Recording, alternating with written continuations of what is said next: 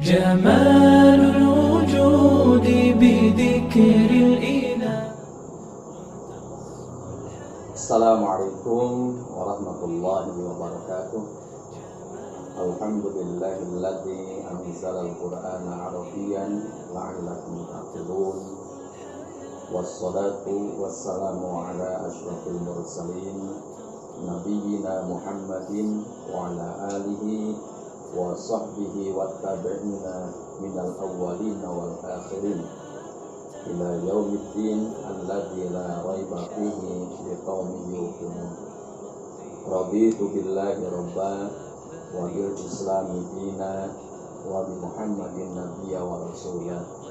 Subhanaka la ilma lana illa ma 'allamtana innaka antal alimul hakim. Amma ba'd. Para peserta pesantren Ramadan, anak-anakku tercinta yang dirahmati Allah Subhanahu wa Ta'ala, walau dengan berat hati pada Ramadan kali ini kita harus pesantren dari rumah, namun kita masih tetap semangat tanpa putus asa dengan kita terus-menerus mencari ilmu tanpa kenal, walaupun kita dalam kondisi di mana kita harus di rumah masing-masing. Baiklah, mari kita teruskan sesuai dengan materi pesantren dari rumah kali ini yang akan kita bahas sesuai dengan apa yang tertera di layar. Itu adalah gramatika bahasa Al-Quran. Sekali lagi bahwa materi yang akan disampaikan adalah gramatika bahasa Al-Quran. Baiklah, marilah kita awali saja pertemuan kita yang pertama ini, di mana materi yang akan kita bahas, materi yang akan kita sampaikan adalah gramatika bahasa Al-Quran. Anak-anak sekalian, sebagaimana kita maklumi bersama, di sini sudah tertulis salah satu ayat atau dua ayat dari surat Yusuf yang kalaupun kita nanti akan mengkaji tentang persoalan-persoalan yang ada kaitannya dengan materi gramatika bahasa Al-Quran sesuai dengan bulan kita hari ini adalah bulan Ramadan, di mana bulan Ramadan adalah bulan diturunkannya Al-Quran pertama kali oleh Allah Subhanahu wa Ta'ala, diwahyukan kepada Rasulullah Muhammad sallallahu alaihi wasallam melalui malaikat Jibril alaihi salam. Sehingga tepat kiranya kalau di bulan Ramadan ini kita terus-menerus untuk mengkaji hal-hal yang berkaitan dengan Al-Quran, di samping juga kita setiap hari mentadaruskan Al-Quran, sebagaimana malaikat pun yatadarusun Al-Quran, mentadaruskan Al-Quran itu di bulan Ramadan. Baik, kita awali saja pertemuan pertama dengan menyajikan sebuah pengantar. Apa sih yang dimaksud dengan gramatika bahasa Al-Quran? Perlu kita ketahui, anak-anakku sekalian, bahwa dalam Kamus Bahasa Indonesia, gramatika sama dengan tata bahasa. Yang kalaupun nanti bagi mereka-mereka yang betul-betul sudah mengalami belajar di pondok pesantren, mereka akan sudah tahu apa yang disebut dengan ilmu nahwu, apa yang dimaksud dengan ilmu shalaf, dan yang lainnya. Intinya beginilah, bahwa gramatika sama dengan tata bahasa di dalam bahasa Indonesia. Yang kajian, salah satu kajiannya adalah bahasa yang meliputi kebiasaan. Bahasa yang meliputi kebiasaan atau ungkapan dalam pemakaian bahasa yang mempunyai efek pemakaian bahasa yang punya pengaruh kepada siapa? Jelas bahasa ini akan berpengaruh terhadap yang membacanya. Nah, oleh karenanya kita setiap kali membaca Al-Quran, yang Quran itu sesungguhnya syarat dengan pesan Allah. Pesan Allah yang disampaikan kepada Nabi Muhammad SAW melalui malaikat Jibril alaihissalam.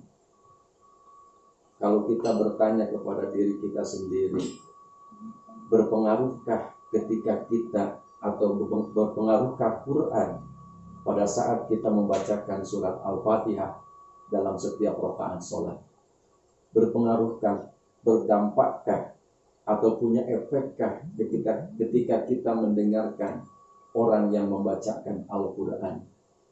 Tentu anak-anakku sekalian, pengaruh dan tidaknya Al-Quran itu bisa berdampak terhadap hati kita, itu sangat disyaratkan kita bisa memahami dari aspek bacaannya, memahami dari aspek bagaimana cara membaca kata per kata, kemudian kalimat per kalimat, atau dalam bahasa Arab nanti kita bisa membaca kalimat per kalimat dan jumlah per jumlah, sehingga kita bisa mengetahui apa sesungguhnya Allah memberikan pesan dalam ayat yang setiap kali kita baca. Nah, oleh karenanya marilah kita mencoba secara bertahap, insya Allah kita akan mempelajari dalam kajian gramatika bahasa Al-Quran itu, salah satunya adalah dari mana kita bisa untuk memahami ayat-ayat Al-Quran. Tentunya yang disajikan dalam kajian hari ini kita awali dengan salah satu firman Allah di dalam Quran surat Yusuf ayat 1 sampai dengan ayat 2. Allah berfirman, A'udzu billahi minasyaitonir rajim. Alif lam ra. Tilka ayatul kitabil mubin. Inna anzalnahu Qur'anan Arabiyyan la'allakum ta'qilun. Nah, kalau kita cermati arti atau terjemah dari ayat 1 dan 2 ini, pertama, alif lam ra, wallahu a'lam bimuradi, tilka ayatul kitabil mubin. Ini adalah ayat-ayat kitab Al-Quran yang nyata dari Allah. Kemudian di ayat keduanya, inna anzalnahu Qur'anan Arabiyyan, sesungguhnya kami menurunkannya berupa Al-Quran dengan berbahasa Arab. Maka kaitan dengan gramatika bahasa Al-Quran tentunya tidak akan terlepas dari bahasa Al-Quran itu sendiri, yakni Qur'anan Arabiyyan, yaitu dengan bahasa Arab. Kenapa Al-Quran diturunkan dengan bahasa Arab? La'allakum ta'qilun, supaya atau agar kamu sekalian ta'qiluna, sama-sama bisa memahami setiap apa yang dipesankan Allah di dalam Al-Quran. Anak-anak sekalian, baiklah, pada pertemuan yang pertama tentunya kita harus sudah sampai bisa mengenal dalam metode gramatika bahasa Al-Quran, terutama bagi para pemula. Yang pertama kita sudah dikenalkan dengan huruf-huruf, yang dengan huruf-huruf ini setiap kalimat, setiap jumlah itu dibangun di dalam Al-Quran atau dalam bahasa Arab. Pertama tentunya secara bertahap kita akan membahas apa yang disebut dengan huruful hijaiyah. Kemudian setelah kita mempelajari huruful hijaiyah, baru nanti kita melangkah kepada pembahasan apa yang dimaksud dengan kalimat. Dan setelah kita memahami apa itu kalimat, nanti pun kita akan melangkah ke tahap berikutnya, yaitu bagaimana kita memahami tentang jumlah. Itu 3 pembahasan yang di dalam gramatika bahasa Al-Quran akan kami sajikan, yang tentunya mohon maaf bagi para ulama, dari para asatidz, para kiai, jika dalam penyampaian metode yang akan disajikan pada kesempatan ini sangat dan tidak sama dengan metode pondok pesantren, karena di metode gramatika bahasa ini tidak menggunakan istilah-istilah bahasa Arab yang lazim dipelajari di pondok-pondok, di madrasah-madrasah aliyah, karena ini adalah kajian bagi pemula dan para santrinya adalah santri Ramadan, yang tentunya setiap siswa sekolah menengah tentu mengikuti kajian gramatika bahasa Al-Quran ini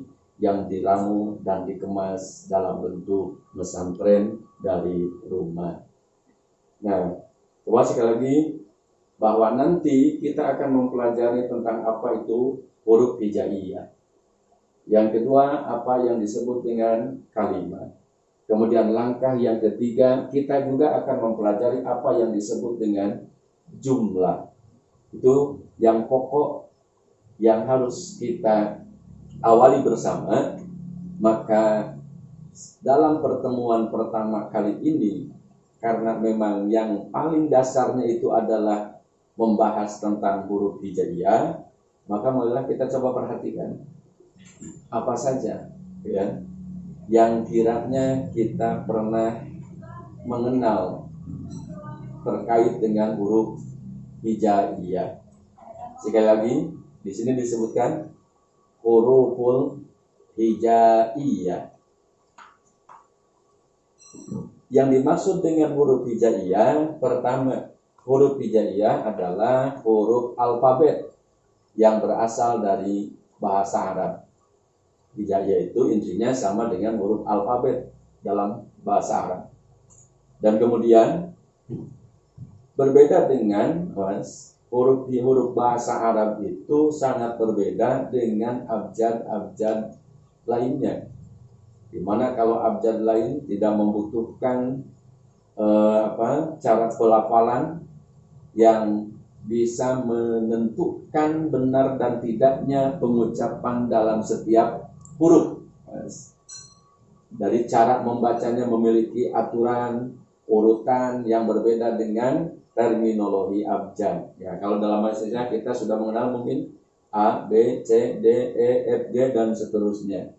Akan tetapi dalam bahasa Arab perlu diketahui sebelumnya bahwa di antara hal yang bisa mengubah makna setiap kalimat itu adalah ketika kita salah dalam mengucapkan tempat keluarnya huruf-huruf dari harf hijaiyah itu. Ya.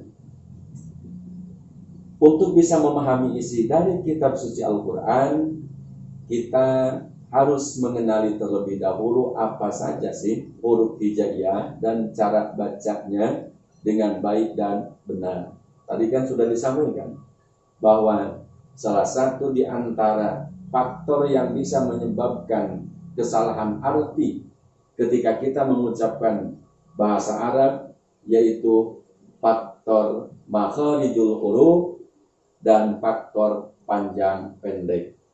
Contoh, kalau kita membaca misalkan walahum adzabun azim. Nah, di Quran ditulisnya pendek. Walahum, lamnya pendek. Walahum adzabun azim. Nah, sehingga diartikan walahum adzabun azim, dan bagi mereka siksa yang sangat pedih. Tapi akan sangat berbeda jika kita membacanya dipanjangkan huruf lamnya pada kalimat lahum. Walahum adzabun azim. Nah, kalau yang pertama tadi lamnya pendek, walahum adzabun azim. Walahum adzabun adzim. Itu yang merusak makna. Di antara salah satu faktor yang merusak makna adalah cara membaca panjang dan pendeknya. Walahum, bagi mereka. Walahum, tidaklah mereka mendapatkan siksa. Pun kan jadi bertolak belakang antara lahum yang dibaca pendek dengan la yang dibaca panjang. Itu salah satu faktor yang menyebabkan mengapa bahasa Arab seringkali punya makna yang berbeda ketika kita salah membaca panjang saja. Kemudian yang kedua juga makharijul huruf. Ya. Makharijul huruf yang kita bacakan harus betul-betul sesuai dengan keluar hurufnya. Contoh, ketika membaca adzabun alim, ya, yang kalau di Quran itu alimun ditulis dengan huruf hamzah, tapi akan berbeda maknanya kalau pengucapannya berbeda antara hamzah dengan ain. Walahum adzabun alim, kita bacanya dengan ain, maka itu pun adalah bahasa yang akan mengubah terhadap arti antara hamzah dengan ain. Dan inilah salah satu mungkin barangkali fungsi mengapa kita mesti dan mencoba untuk mempelajari gramatika bahasa Al-Quran.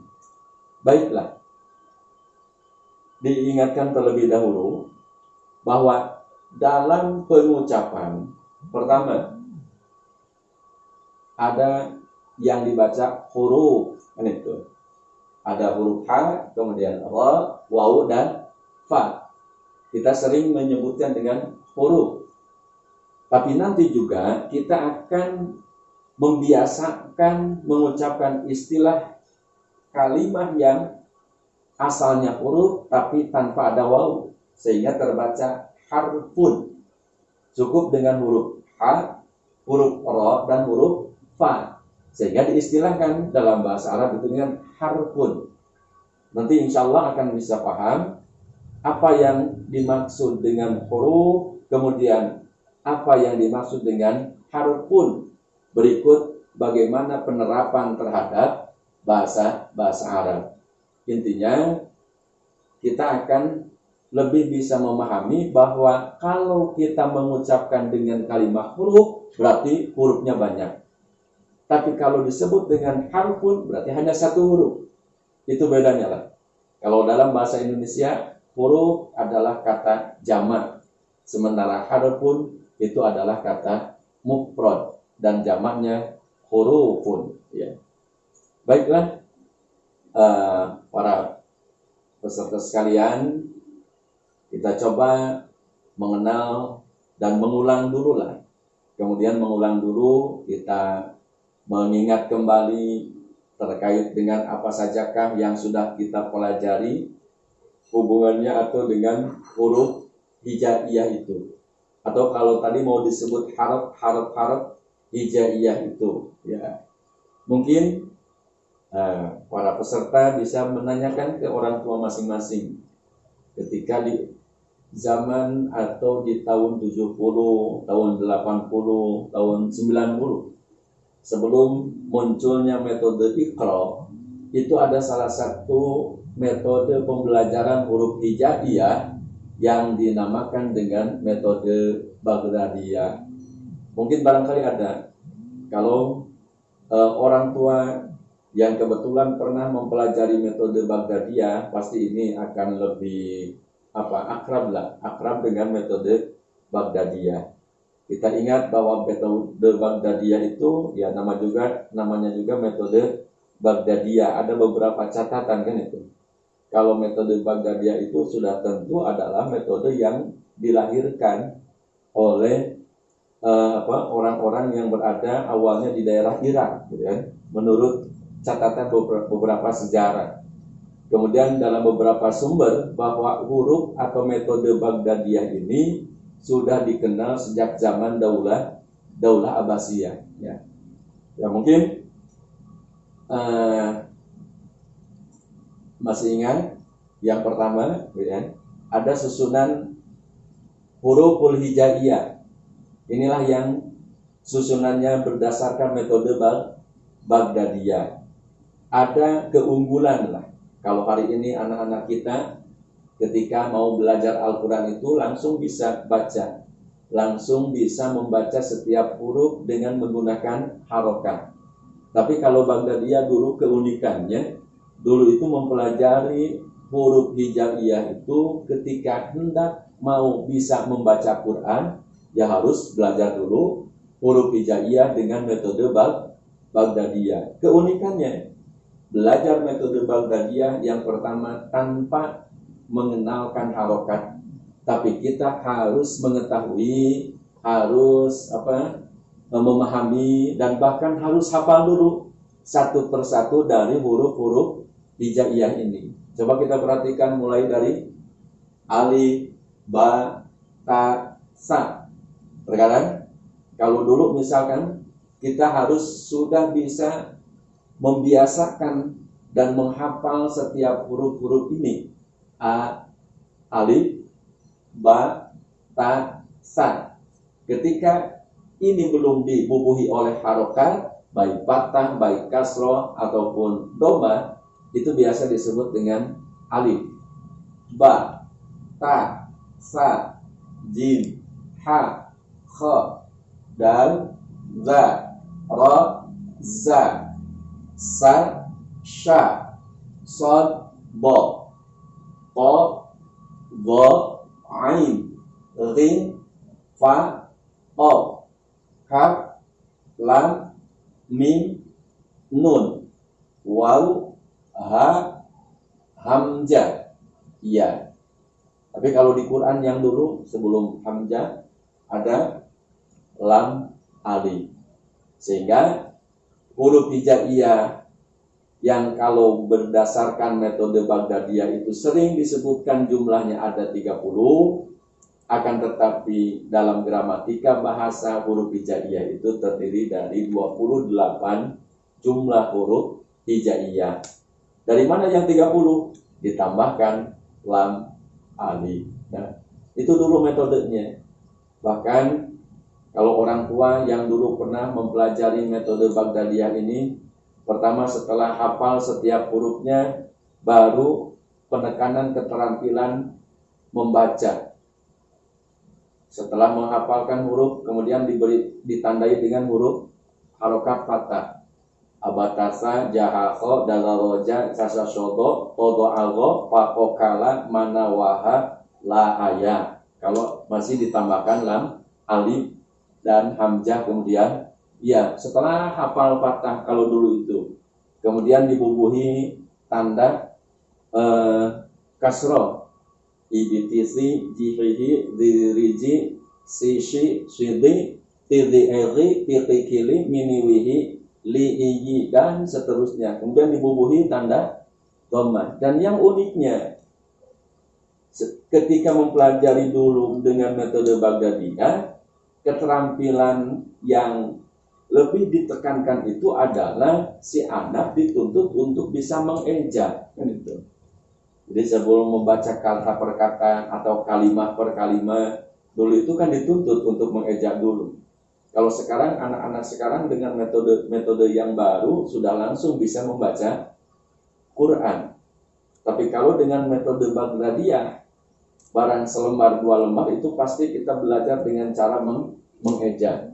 Pada saat kita membacakan Bismillahirrahmanirrahim, tidak langsung Bismillahirrahmanirrahim, tapi harus dieja dulu.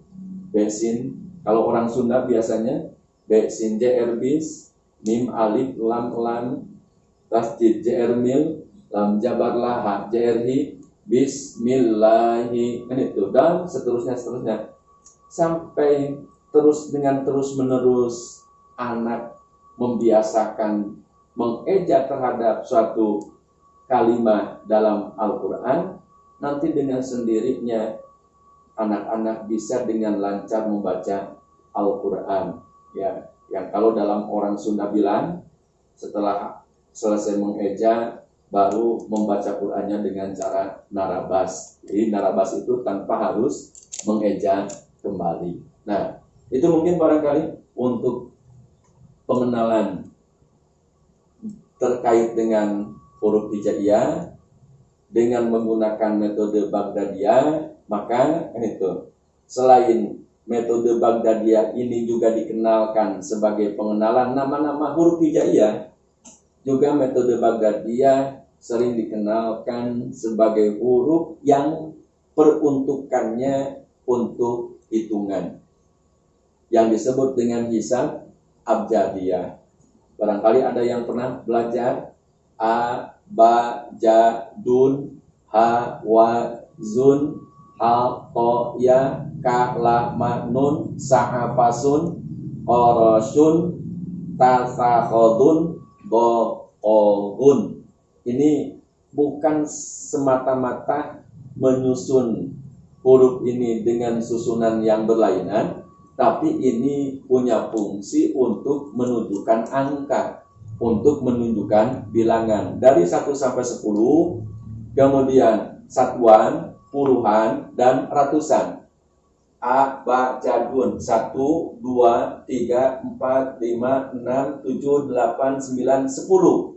Setelah 10 baru ke puluhan langsung, 20, 30, 40, 50, 60, 70, 80, 90. Kemudian masuk ke bilangan ratusan. Dari mulai Qaf 100, 200, 300, 400, 500, 600, 700, 800, 900, 1000. Jadi dari mulai angka satuan, kemudian puluhan, ratusan, sampai dengan 10. Alif sama dengan 1, Ba sama dengan 2, Jim sama dengan 3, Dal sama dengan 4, dan seterusnya. Itu yang disebut dengan hisab abjadiyah. Mengapa dinamakan abjadiyah? Karena awal bacaannya itu adalah A, Ba, Ja, Dun, sehingga sering menyebutnya dengan istilah abjad. Nah, anak-anakku sekalian, dalam pertemuan pertama mungkin kita cukup membahas terlebih dahulu huruf hijaiyah. Tolong nanti dihafalkan, dipahami, dan diketahui satu persatu dari huruf hijaiyah yang 28 ini, karena huruf hijaiyah ini merupakan bahan yang di kemudian nanti kita ingin menjadikan huruf-huruf ini dibuat dalam bentuk bangunan-bangunan yang bermacam-macam. Jadi kalau tanpa kita mengetahui huruf hijaiyah sebagai pondasi dari pembelajaran pertama ketika mau melangkah terhadap bahasan gramatika bahasa Al-Quran, paling tidak kita sudah sedikit banyaknya atau secara terbata-bata atau tidaknya dalam membaca Al-Quran. Itu mungkin barangkali pertemuan pertama kali ini, dan marilah pertemuan ini kita akhiri dengan bersama-sama membaca doa. Allahumma anfa'na bima 'allamtana wa 'allimna ma yanfa'una warzuqna ilma yanfa'una wa zidna ilman walhamdulillahi rabbil alamin. Wassalamualaikum warahmatullahi wabarakatuh.